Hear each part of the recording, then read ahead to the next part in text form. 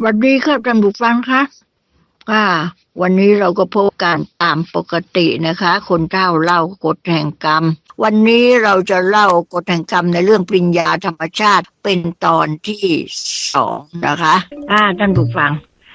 คือเรื่องนี้ท่านผู้ฟังจากหนังสือกฎแห่งกรรมของท่านคุณทอเรียงพิบูลนะคะเมื่อสมัย2511นั่นแหละท่านผู้ฟังค่ะท่านผู้ฟังก็หลายปีแล้วนี่50 กว่าปีมั้งเนี่ยท่านผู้ฟังค่ะฟังไว้ก็เป็นคติเตือนใจดีเหมือนกันก็ได้กล่าวแล้วถึงปริญญาธรรมชาติเนี่ยคนที่ไม่มีปริญญาทางโลกท่านผู้ฟังคะแต่เขาก็มีปริญญาทางธรรมชาติในจิตใจของเขาค่ะก็คือความซื่อสัตย์สุจริตมานะอดทนขยันหมั่นเพียรท่านผู้ฟังนี่คือปริญญาธรรมชาติในตัวของเขาจะว่าไปแล้วจะดีกว่าปริญญาทางโลกอีกนะเอาเรามาฟังวันนี้เราย้อนกันสักนิดหนึ่งค่ะเมื่อครั้งสงครามโลกครั้งที่2ได้เกิดในทวีปเอเชียในครั้งนั้นมีครอบครัวหนึ่ง2 แม่ลูกมารดาเป็นคนอยู่ในศีลธรรมมีอาชีพสุจริตค่ะถึงแม้ความเป็นอยู่จะอัตคัดหน่อยไม่สมบูรณ์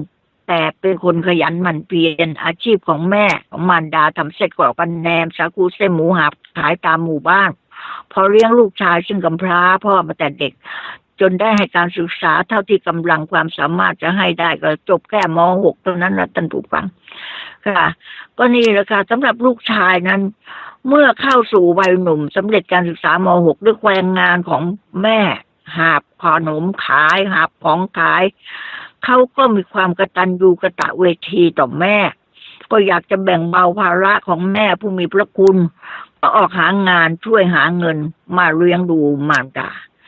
ต่อมาก็ไม่ได้มีโอกาสเข้าไปรับเป็นคนรับใช้อยู่ในบาร์ขายเหล้าแห่งหนึ่งบาร์นี่ย่อมเป็นที่หาความสำราญผ่อนคลายอารมณ์ของบุคคลทั่วไปที่มีเงินจ่ายคืนหนึ่งหลังจากบาร์ได้ปิดแล้วชายหนุ่มก็เดินกลับบ้านประจำทุกคืนล่ะค่ะคืนนั้นเมื่อเดินออกจากบาร์ก็มองเห็นกระเป๋าซองหนังใบหนึ่งตกอยู่ข้างถนนไม่ห่างไกลจากหน้าประตูบาร์เท่าไรรักเข้าใจว่าเพิ่งจะทำตกชายหนุ่มก็รีบก้มลงเก็บขึ้นเปิดดูก็เห็นมีธนบัตรใบละ1,000อยู่5 ใบมีธนบัตรปลีกย่อยและเศษเงินรวมอยู่ด้วยนอกจากนั้นก็ยังมีเช็คธนาคารเอกสารต่างๆอยู่ในนั้นชายหนุ่มตื่นเต้นมากเลยรีบเก็บกระเป๋าเงินยัดใส่กระเป๋ากางเกงรีบเดินกลับบ้านด้วยหัวใจเต้นผิดปกติเพราะไม่เคยพบเงินมากมายเช่นนี้ในชีวิตมาก่อนแล้วก็ไม่เคยคิดว่าจะได้พบครั้นมาถึงบ้านท่านผู้ฟังก่อนจะเข้าไปหาแม่ซึ่งกำลังรอคอยลูกชายในบ้านยังไม่นอนชายหนุ่มไม่ลืมที่จะปิดประตูเรียบร้อยหยิบเอากระเป๋าเงินออกมาเปิดตรวจดูให้แน่อีกทีแล้วก็รีบเข้าไปหาแม่พูดด้วยความร้อนรนเสียงสั่นตกอกตกใจท่านผู้ฟังบอกว่าแม่ครับผมเก็บกระเป๋าเงินใครก็ไม่รู้ทำตกไว้ข้างถนนในกระเป๋ามีเงินสด5,000 กว่าบาทแล้วมีเช็คธนาคารญี่ปุ่นสั่งจ่ายเงินสดตั้ง200,000 บาทเนี่ยแม่ฝ่ายมารดาได้ยินพลอยตื่นเต้นไปด้วยสิตบอกพลางพูดบอกว่าตายละลูกเอ้ยตายละใครนะเผลอประมาททำเงินตกไว้มากมายน่าสงสารจริงๆถ้ารู้ตัวว่าเงินหายนี่คงจะตกใจเสียดายเงินเป็นแสนนะโอ้แม่คิดว่าเอ็งก็ควรจะรีบนำไปสืบหาเจ้าของคืนให้เขาซะถ้าหากไม่พบเจ้าของก็นำไปให้ตำรวจเขาประกาศสืบหาเจ้าของอย่าเอาของคนอื่นเขาไว้ให้หนักอกหนักใจแล้วนะลูกนะมันไม่ใช่เงินทองของเราแม้เราจะยากจนแต่เราก็อยู่ในศีลในสัตย์วิจัยที่ยังทำเราไม่ต้องการของคนอื่นมาเป็นของตัวเรานึกถึงอกของคนที่เขาทำตกบ้างเขาจะรู้สึกยังไงล่ะลูกเงินเป็นแสนอย่างเงี้ยเอ็งลองนึกดูให้ดีนะใครเหมาเราจนขาดสติบ้างในคืนนั้นนึกลูกนึกให้ดีแล้วในกระเป๋าเงินนั่น ดูสิเขามีหลักฐานอะไรพอที่จะนำทางไปหาเจ้าของเงินบ้างลูกดูให้ดีนะลูกนะฝ่ายลูกชายได้ฟังเงียบไปสักครู่หนึ่งก็เปิดกระเป๋าคนดูก็บอกกับแม่บอกว่าโอ้แม่ครับหลักฐานในกระเป๋าเงินมีครับมีเป็นนามบัตรแต่ผมยังไม่แน่ใจนะอ๋อนึกออกแล้วเมื่อคืนนี้ก่อนบาร์จะปิดมีผู้ชายคนหนึ่งนะแม่แกมากับเพื่อนแกตื่นมาจากไหนแกดื่มมาจากไหนก็ไม่รู้มาดื่มต่อที่บาร์จนเมามากเมื่อบาร์จะปิดเพื่อนที่มาด้วยต้องเรียกคนรถของแกน่ะเข้ามาช่วยพยุงแกออกจากบาร์ไปชายคนนี้ตามปกติแกเป็นคนใจดีนะแม่นะฉันก็ไปรับใช้แกทีไรแกให้เงินพิเศษฉันเสมอคืนนี้แกเมามากจ้ะแม่ฉันก็คิดว่าต้องเป็นของคุณคนนี้แน่นอนแกออกหลังบาร์ปิดเพียงเล็กน้อยกระเป๋าเงินนี้เป็นของแกแต่ผมไม่รู้จักชื่อแกบ้านช่องอยู่ที่ไหนก็ไม่รู้แต่พรุ่งนี้ผมจะไปหาบ้านแล้วชื่อตามนามบัตรก็คงจะรู้แน่ว่าจะใช่ของแกหรือไม่ฝ่ายแม่นะคะไปฟังชายพูดนั้นก็ดีใจดีแล้วลูกดีแล้วลูกพรุ่งนี้ก่อนไปทำงานไปหาเจ้าของกระเป๋าเงินไปหาให้พบนะลูกนะเมื่อพบถามเขาให้แน่ทุกคน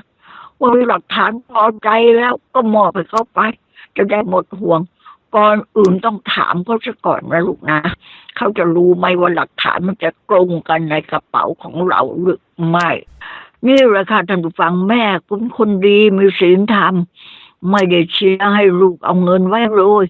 รีบให้ลูกเอาเงินไปคืนเจ้าของเขาไปสืบหาบ้านช่องเขาให้ได้แล้วเอาคืนเข้าไปฝ่ายเด็กหนุ่มก็รับปากแม่จะจัดการตามความเห็นของแม่คืนนั้นนะคะเด็กหนุ่มนอนไม่หลับหรอกนอนก็เอามือกุมกระเป๋าไว้เกรงกระเป๋าเขาจะหายวันรุ่งขึ้นก็ออกจากบ้านแต่เช้าเลยพร้อมด้วยกระเป๋าเงินเที่ยวติดตามหาเจ้าของตามตำบลและชื่อที่มีอยู่ในนามบัตรก็ได้หาไปก็พบบ้านและเลขที่บ้านตำบลตรงกันก็ปรากฏว่าเป็นบ้านใหญ่โตภูมิฐานมากเป็นผู้มั่งคั่งในตำบลนั้นก็ไปยืนอยู่ลังเลอยู่ก็กดกริ่งหน้าบ้านเสียงสุนัขในบ้านก็เห่ากันเกลียวเลยก็คอยอยู่สักครู่หนึ่งท่านผู้ฟังค่ะก็มีผู้หญิงกลางคนมาเปิดประตูเด็กหนุ่มก็ถามหาชายผู้มีนามในบัตรนั้นผู้หญิงนั้นก็รีบนำตัวบอกว่าของคุณท่านคุณท่านคุณท่านอยู่นั่งคอยในบ้านแล้วหญิงนั้นก็รีบเข้าไปรายงานเจ้าของปรากฏว่าท่านเจ้าของบ้านก็ลงมาจากชั้นบนของตึกพอเห็นหน้าเจ้าของบ้านชายหนุ่มก็จำได้ดีไม่ผิดตัวแน่เมื่อคืนนี้เมามากเป็นผู้ที่ออกจากบาร์เป็นคนสุดท้ายก็คิดในใจว่าคงจะเป็นเจ้าของกระเป๋าเงินแน่นะแต่หน้าตาท่านเจ้าของบ้านร่วงโรยไปมากเหมือนอดนอนชายเจ้าบ้านก็เห็นชายหนุ่มก็จำได้เช่นกันชายหนุ่มก็รีบยืนขึ้นยกมือไหว้ชายเจ้าของบ้านก็ยกมือรับไหว้แล้วก็บอกให้นั่งลงแล้วถามไปด้วยใจเอ็นดูเพราะเคยให้ทิปบ่อยๆนะคะสำหรับเด็กคนนี้มีเรื่องอะไรหรือเธอมาหาฉันแต่เช้าเลยคงมีธุระเกี่ยวกับฉันเหรอชายหนุ่มก็รีบบอกว่าเมื่อคืนนั้นท่านได้ทำอะไรตกหายบ้างหรือเปล่าครับพอได้ยินคำถามอย่างนั้นชายเจ้าของบ้านก็แสดงการตื่นเต้นดวงตาแจ่มใสขึ้นทันทีพูดบอกว่าพ่อหนุ่มหายสิกระเป๋าเงินตกหายเมื่อคืนไม่รู้ว่าตกหายที่ไหนเมามากกำลังทุกข์อยู่เนี่ยเมื่อคืนนี้กลับถึงบ้านพอรู้ว่ากระเป๋าหายฉันตกใจเกือบจะหายเมาเพราะในนั้นมีเช็คจำนวน 200,000 บาทอยู่ด้วยผู้สั่งจ่ายเช็คฉบับนี้ก็เดินทางกลับญี่ปุ่นไปแล้วถ้าหายก็คงจะยุ่งกันใหญ่ละไม่รู้ว่าจะติดต่อกับผู้สั่งจ่ายได้ที่ไหนกว่าจะได้ก็คงจะเสียเวลานานแต่ก็ยังไม่แน่ใจว่าจะเรียบร้อยหรือเปล่า ท่านเจ้าของบ้านพูดทิ้งระยะไว้พอเด็กหนุ่มจะพูดขึ้นท่านก็ยกมือห้ามแล้วก็บอกว่าประเดี๋ยวก่อนฉันรู้แล้วล่ะว่าเธอเก็บกระเป๋าเงินได้ฉันดีใจพูดอะไรไม่ถูกแล้วตอนนี้มาคิดว่าจะศูนย์แต่กลับจะได้คืนในระยะนี้เธอยังไม่ต้องเอาออกมาให้ฉันดูไม่ต้องตอนนี้ฉันจะพูดหลักฐานในกระเป๋าให้เธอฟังว่ามันตรงกันในกระเป๋าหรือเปล่าก็เจ้าของบ้านก็พูดมานะคะมีเช็คเท่านั้นมีเงินเท่านั้นเงินสด5,000ไว้ซึ่งตรงกับที่หลักฐานในกระเป๋าในที่สุดเรื่องก็ลงอย่างไม่เคยปัดคือท่านเจ้าของบ้านก็เข้ามาจับมือแสดงความดีอกดีใจยินดีกับเด็กหนุ่มคนนี้เด็กหนุ่มคนนี้ก็ยกเอากระเป๋าเงินขึ้นมาก็เอาคืนให้กับเจ้าของซึ่งกระเป๋าเงินนั้นหลักฐานอะไรนะตรงต่อความจริงที่ท่านเจ้าของกล่าวทุกอย่างมีธนบัตรใบละ 1,500 ใบมีเช็คธนาคารญี่ปุ่นจ่ายเงินสด 200,000 บาทนอกจากนั้นธนบัตรปลีกย่อยจำไม่ได้แล้วก็มีหนังสือเอกสารและนามบัตรของท่านเจ้าของบ้านซึ่งท่านเจ้าของบ้านก็บอกชื่อเสียงเรียงนามก็พอที่จะเป็นหลักฐานพิสูจน์ว่าท่านเจ้าของบ้านเนี่ยเป็นเจ้าของนามบัตรเจ้าของกระเป๋าเงินนี่ที่แท้จริงเด็กหนุ่มหยิบกระเป๋าเงินออกจากกระเป๋ากางเกงแล้วประคองส่งให้ด้วยความเคารพบอกว่าผมไม่มีความสงสัยว่าไม่ใช่ของท่านแต่แรกแล้วล่ะครับแต่เมื่อท่านยังไม่ให้ผมทำอะไรท่านแสดงหลักฐานก่อนผมก็ยิ่งเคารพในความเป็นดามของท่านเจ้าของบ้านก็ยื่นมือมาแล้วกระเป๋าขอจับชายหนุ่มเขย่าแน่นทีเดียวบอกว่าเธอเป็นคนดีมากฉันต้องขอยกย่องจากความจริงใจเธอทำให้ฉันตื่นตันใจมากฉันไม่คิดเลยว่าจะได้ของคืนเร็วอย่างนี้เสียใจคิดว่าต้องศูนย์แน่ฉันรู้ตัวว่ามีส่วนเสียมากเหมือนกันและเป็นอันตรายด้วยคือฉันชอบกินเหล้าเมื่อคืนนี้ฉันเมามากเป็นคนอื่นเก็บไม่ใช่ของเธอฉันก็ต้องสูญเสียเงินจำนวนนี้แล้วก็ยังมีเอกสารสำคัญอยู่ในนั้นด้วยเมาเหล้าแล้วมันไม่ดีให้โทษอย่างนี้ฉันก็คิดว่าจะเลิกดื่มเสียทีแล้วเธอพูดแล้วท่านเจ้าของบ้านก็ถอนใจยาวพลางก็เปิดกระเป๋าออกดูเห็นทุกอย่างเรียบร้อยก็หันถามเด็กหนุ่มบอกว่านี่เวลานี้เธออยู่ที่ไหนหมายถึงบ้านที่พักอาศัยของเธอน่ะเด็กหนุ่มคนนี้ก็บอกตำบลที่อยู่ให้ทราบท่านเจ้าของบ้านนั่งคิดอยู่สักครู่หนึ่งก็พูดกับเด็กหนุ่มบอกว่าแถวนั้นมันสลัมมีคนอยู่ยัดเยียดกันมากเลยเด็กหนุ่มก็ตอบบอกว่าใช่แล้วครับที่นั่นส่วนมากเป็นพวกหาเช้ากินค่ำเป็นสลัมครับท่านเจ้าของบ้านก็ถามต่อไปอีกบอกว่า